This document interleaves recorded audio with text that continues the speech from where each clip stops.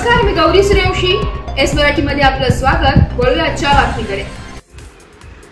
सुरगाणा तालुक्यातील चिराई घाटात मंगळवार दिनांक 3 जून रोजी दुपारी 3 वाजता MH15 HE 1299 ही बोरगावकडून पगारबारीकडे जात असताना तर MH15 HD 7103 देवदरी येथून दरेगाव येथून जात असताना या दोन दुचाकींची समोरासमोर भीषण धडक झाली. अपघातात भास्कर मोरे वर्ष 22 राहणार पंगारबारी तालुका सुरगाणा, मोहन लक्ष्मण पवार वर्ष 26 राहणार देवलदरी तालुका सुरगाणा व रोहिदास सुभाष गवळी वर्ष 25 राहणार दरेगाव हल्ली राहणार कळवण हे ठार झाले. या अपघातात 3 जणांचा मृत्यू झाला असून दिनेश मोंडे राहणार पंगारबारी तालुका सुरगाणा हा गंभीर जखमी झाला. जखमी व्यक्तीस तातडीने नाशिक जिल्हा रुग्णालयात हलवण्यात आले. सविस्तर माहिती अशी की मोहन पवार व त्याचा साला रोहिदास गवळी हे देवलदरीकडून कळवण तालुक्यातील दरेगाव येथील सासरवाडीकडे येत असताना तर भास्कर मोरे आपल्या गावाकडे जात असताना हा अपघात झालाय.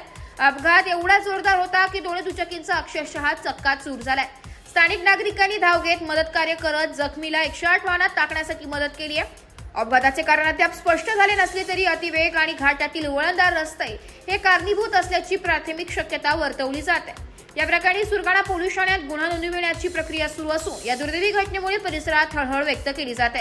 पंगारबारी येथील रहिवासी भास्कर मोरे हे शेती काम करत होते. त्यांच्या पश्चात आई, वडील, भाऊ, 2 बहिणी, पत्नी, 2 मुली असा परिवार आहे.